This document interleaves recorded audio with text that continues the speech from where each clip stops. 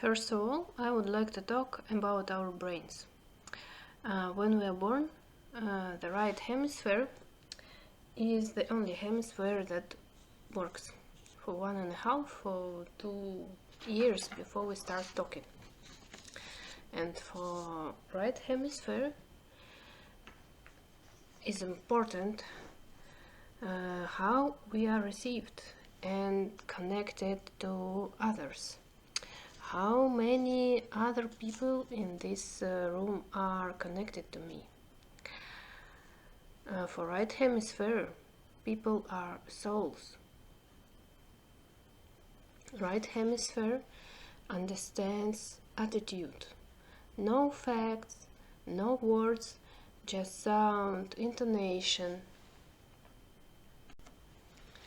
The right hemisphere is responsible for creativity, for imagination, for intuition, holistic thinking, for daydreaming, and for our emotions. The left hemisphere cares about what we are getting done, checking off our to-do list. The left hemisphere has little ability to connect action and consequences, and emotions are just inconveniences. They just in the way, they give us stomach aches, they are immaterial and just need to stop. Left hemisphere is verbal, analytical, thinking in words, mathematic, linear thinking, and logic. The amygdala is a place of our emotions. And when we are a child,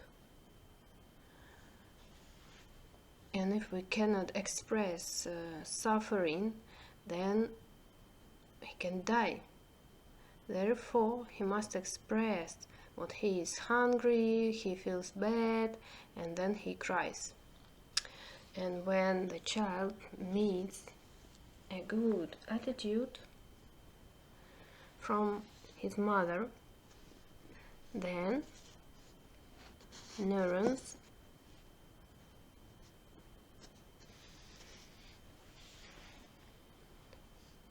inside of the brain start to grow and hold amygdala, and then it could be calmed. And if this does not happen,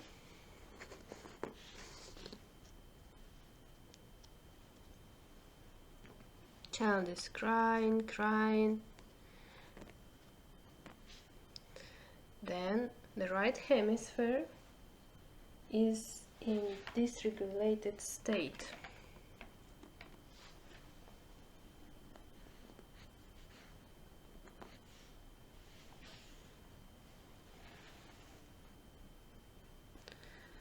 And then we feel like we are in hell, without help, without the ability to express and receive support.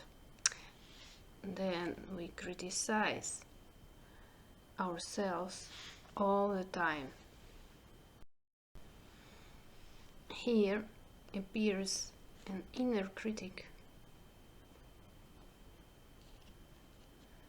and left hemisphere takes us away from relationship into getting things done, and right hemisphere takes us toward relationship, to timelessness, to warmth and fluidity. So here appears a figure that is critical for that inner child. and critical self-talk is the internalized voice of wounded father or mother or from other generations. And negative self-talk is one of the most damaging things that people can do. Here appears self-criticism, self-blame, self-hate, self-contempt, self-scorn, perfectionism. Almost the same splitting up appears in our body and in our mental part. Here appears wounded parts, surviving parts, and healthy parts. Wounded parts in bodily level are different types of pain, of uncontrollable patterns of breathing, movements, frozen body. Wounded parts continue to live and feel and think the same way as in a trauma situation. They freeze in that moment. Surviving parts help to avoid mental death and mental decay. They serve to cope with the trauma situation in which the splitting occurred.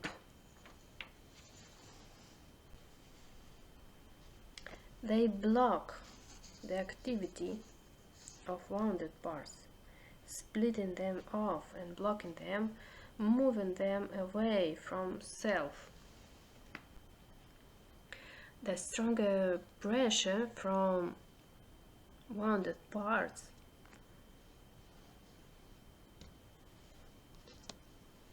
more stress for surviving parts experience, and they became interactive, confused.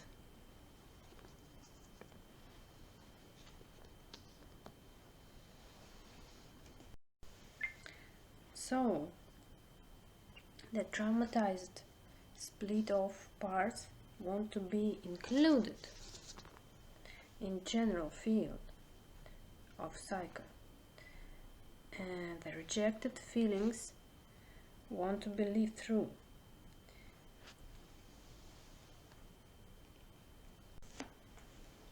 And surviving parts just building a wall here, not to allow to these feelings be included in self. This kind of process we can see not only in our clients, but the same process we have inside. And when we met client, we have absolutely the same splitting off in our own body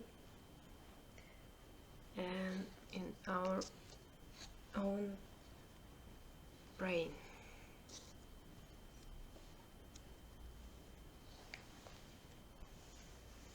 All our traumatic parts begin to interact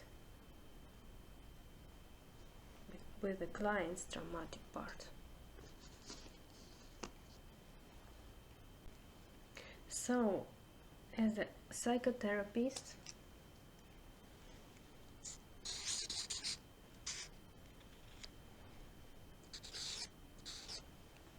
we have to deal with a huge numbers of traumas like our own.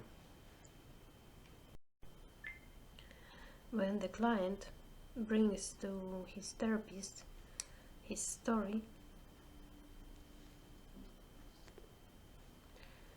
the therapist has the same material which start to resonate, and they feel like almost the same, or something which is so similar to each other. So one process asks for integration, and another process asks for building a big wall here to not enter a pain here. In most cases, client will ask for our straight to build this big wall, but we need to feel the movement that client really need to integrate this material. So as a therapist, we always have to be ready to feel our own wounds. And if there are many clients, then there are a lot of danger of meeting with our traumatic experience.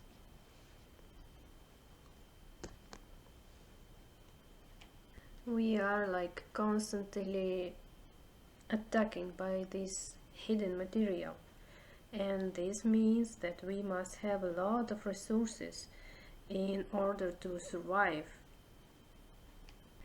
If we don't have enough resources, what could happen? When we get close to our own wounds, and there is a danger that our own pain will be activated again, the surviving part is activating, and this part is designed to prevent this from happening. So we can reject or use violence for our clients. Our left hemisphere again is activated, and it could block the ability to touch those parts that now need help, and this wounded part is in trouble again. For instance, client brings his therapist a story about his suicidal thoughts and intentions, but instead of acceptance, the therapist could feel a feeling to control this part of client. And when he cannot see his client, he could feel some kind of anxiety what could happen with this client. So he is blocking his own part, which is in danger and had some suicidal intentions, and doesn't allow it to go there, just because here is not enough of resources. Or here is another therapist who has a client with depression. So client just asking for some acceptance, for some warmth, but therapist couldn't feel any warmth for this client, and had a feeling that he wants just to reject this client because he's asking for things she doesn't have. As a therapist, she starts to feel disgust to this client because she has a depression. But the truth is that sometimes she also has a depressive mood, and there is a part that she rejected in her childhood. Or the client brings to therapist her story about her boyfriend who didn't want to take care of her, and she was getting upset with that, and the therapist feel angst toward his clients, and she didn't know why, but in her childhood she always felt abandoned, but this part is here and she doesn't want to give her any move. Why all these stories happened? Because the therapist just have not enough of resource. So therapists just blocked this kind of movement of integration. Our bodies, they actually vibrate with emotions. Anger moves us in a different way than sorrow.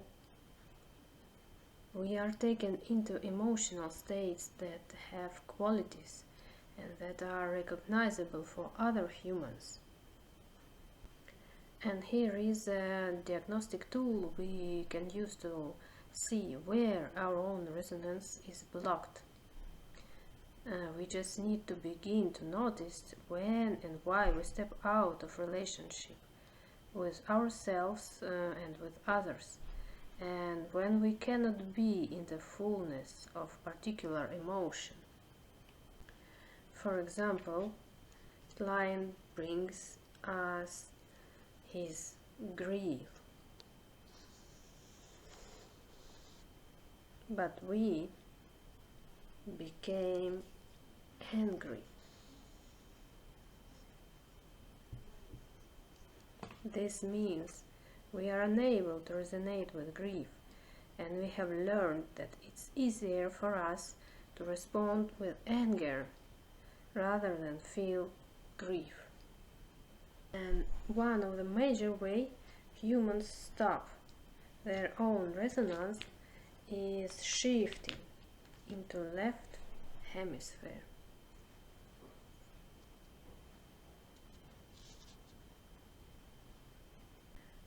We do this when there is not enough capacity for self-regulation to be with a particular emotion that you or another person is feeling or expressing.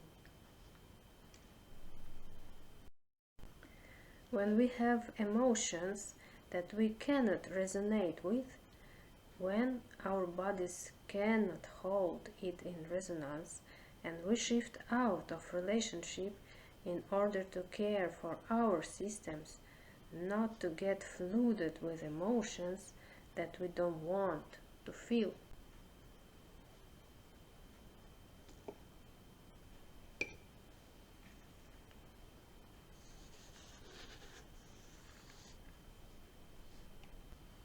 And understanding resonance is a key if we want to learn how to not turn away from ourselves and from others, including our clients. And when happens something that we believe is dangerous,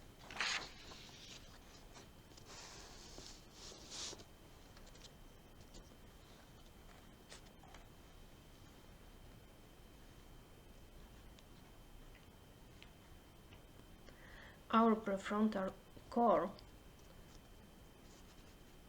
that could hold this place stops working. Functional fMRI show that this area became dark. So in this stage, it is very important to notice this switch and transfer the initiative to the prefrontal cortex, which is capable to support and to calm down this area. So, as a therapist,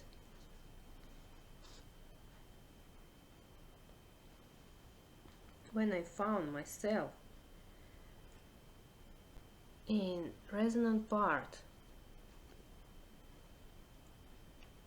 of traumatized client, then a kind, a warm attitude towards myself is very, very important.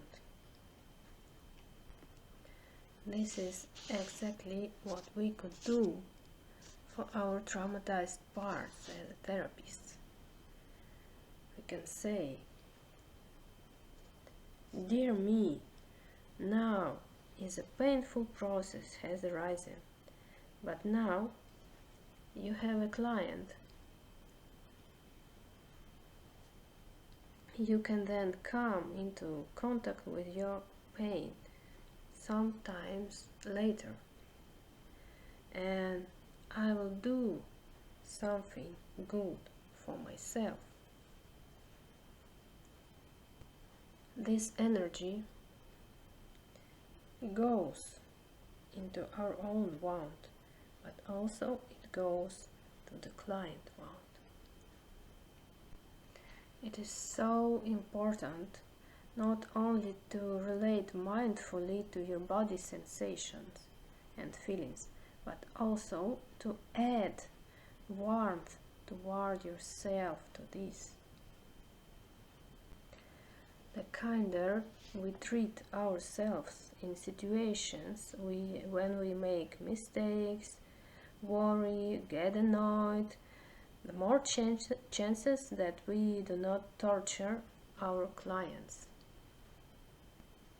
It is important not to evaluate your own state, not to consider it as something that must be corrected. Otherwise, we include a double exclusion. We exclude the part that was already excluded once. It allows you to be with feelings without the desire to fix something, save, change. Every psychotherapist would like to improve their skills about how to help their clients heal from trauma more effective and fast. And sometimes we start to criticize ourselves. So we just feed this figure, which doesn't help to make integration. In Western world, there are many religious traditions that tell us that self-warmth is selfish or sinful. We would better project our warmth toward people outside, for others or for the world. But in most cases, it is so little of warmth for ourselves.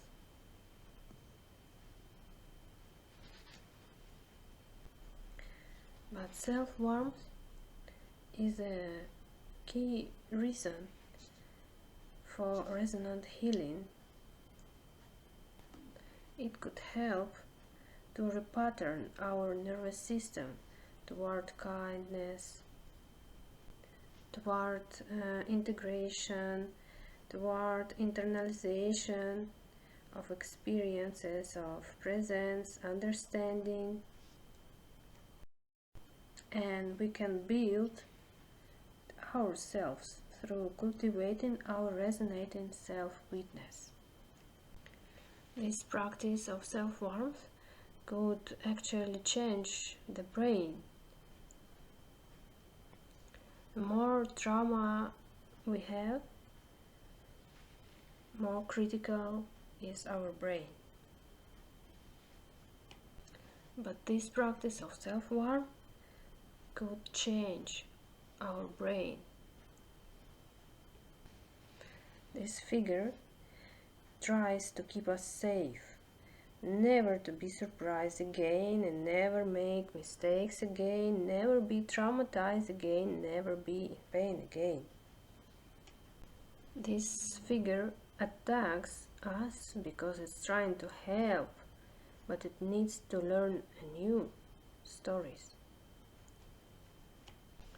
But understanding the structure of trauma means understanding that it's not the event itself that creates trauma.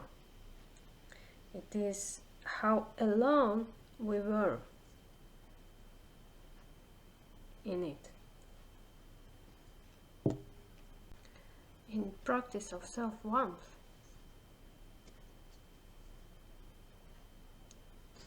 we transform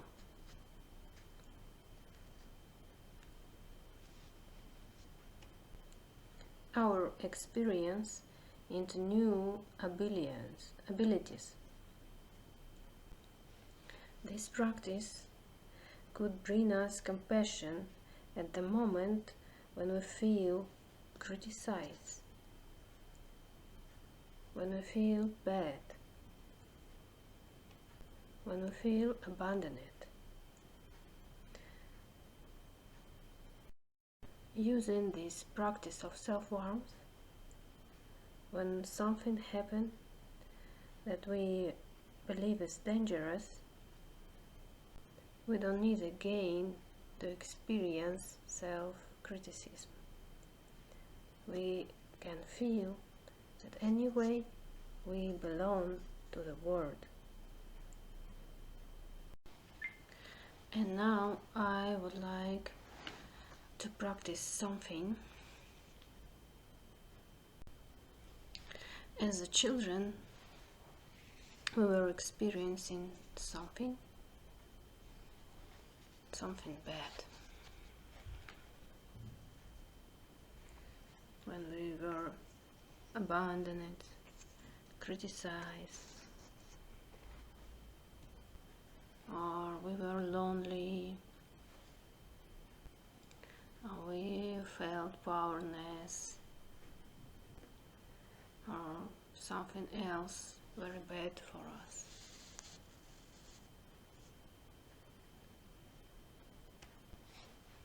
And in that moment we didn't get any help from our parents. Maybe our parents were absent, or maybe they were in trouble, maybe they were depressed, or something else. And in that situation we couldn't do anything. We survived, but that part still there. So we could imagine that situation, and we could say, now I see you. I'm taking you away with me forever. Now I'm taking care about you.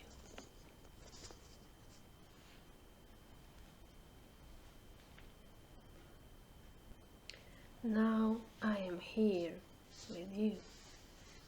I am witnessing all you experienced, and I will keep us safe. Our needs and limits matter. I will honor them. We do not always need to perform, work, achieve.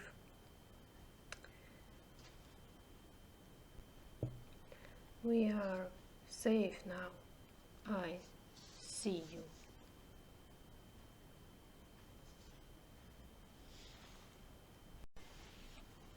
Now remember this feeling, how it works on your body.